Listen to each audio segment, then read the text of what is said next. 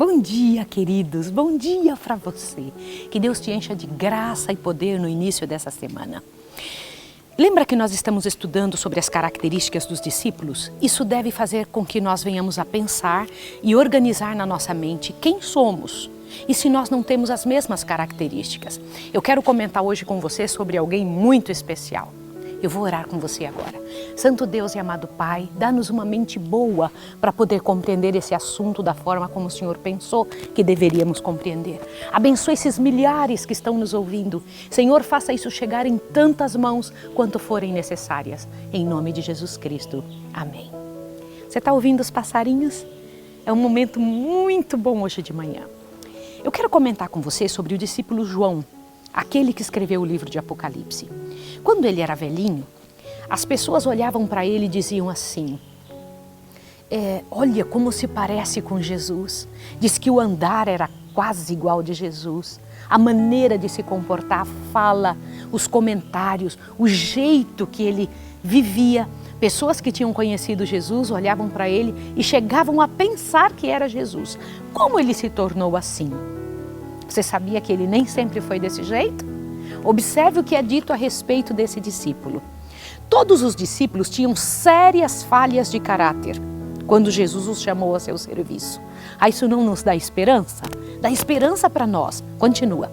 O próprio João, que chegou a ter o mais íntimo convívio com o manso e o humilde, não era de si mesmo dócil e submisso. Como? Ele não era dócil e submisso no início da sua caminhada com Cristo. Ele e seu irmão foram chamados de filhos do trovão. Isso está em Marcos, capítulo 3, verso 17.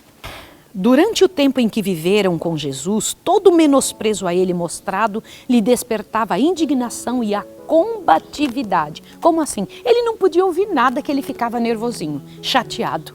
Não podia ouvir um comentário a respeito de sua atitude que gerava nele indignação e combatividade. Sabe esses espíritos combativos? Agora veja, mau gênio, vingança, espírito de crítica, tudo se encontrava no discípulo amado. Era orgulhoso, ambicioso de ser o primeiro no reino de Deus. Lembra disso?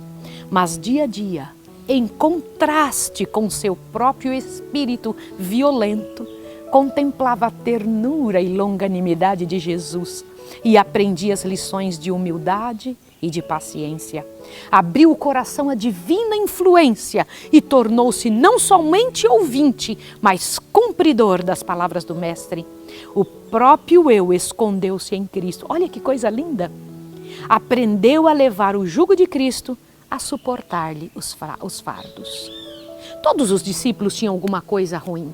Eu preciso ler isso para você. Os apóstolos diferiam grandemente em hábitos e disposição.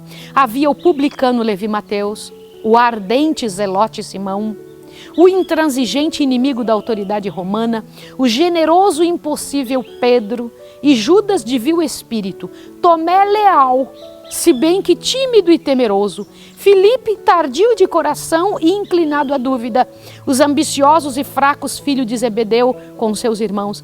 Estes foram reunidos com suas diferentes faltas, todos com herdadas e cultivadas tendências para o mal.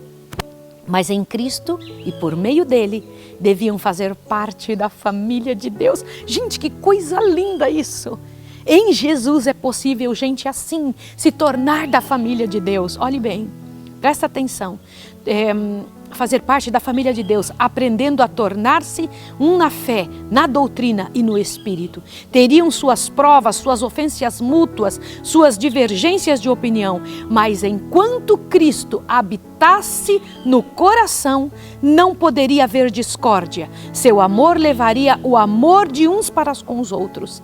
As lições de Cristo, as lições do Mestre, conduziriam à harmonização de todas as diferenças, pondo os discípulos em unidade, até que fossem de um mesmo espírito, de um mesmo parecer.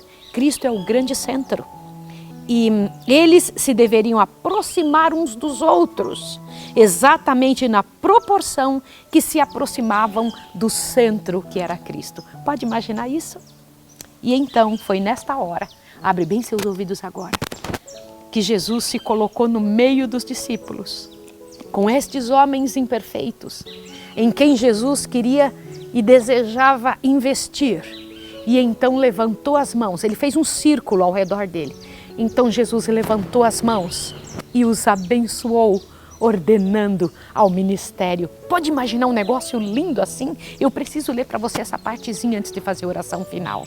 Quando Cristo concluiu as instruções aos discípulos, reuniu em torno de si o pequeno rebanho, o pequeno grupo, bem achegados a ele, e ajoelhou-se no meio deles, e pondo-lhe as mãos sobre a cabeça, fez uma oração, consagrando-os à sua sagrada obra.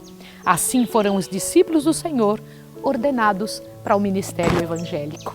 Que coisa linda, não é? Mas sabia que Jesus ainda está disposto a fazer isso? Tanto a tirar de nós nossas imperfeições, quanto ordenar-nos para o ministério. É isso que Jesus quer fazer com a sua vida, meu querido. É esse o desejo de Jesus para com a sua história. E você pode, pela graça e poder de Deus, pedir ao Senhor que faça isso hoje com você. Minha oração hoje vai para o pastor Paulo Bravo e para a sua vida, para a sua história. Vamos orar? Querido Deus e amado Pai, em nome de Jesus, tira de nós as nossas imperfeições.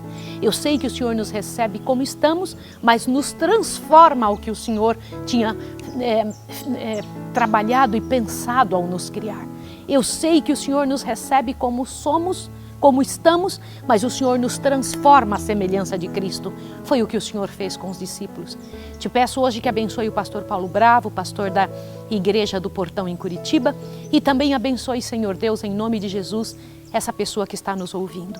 Fortalece-a, enche-a de poder, organiza a sua história e que toda tendência para o mal seja levada, Senhor Deus, de nós e seja colocado em nós o Espírito de Cristo, em nome de Jesus. Amém. Um beijo para você e tenha um bom dia.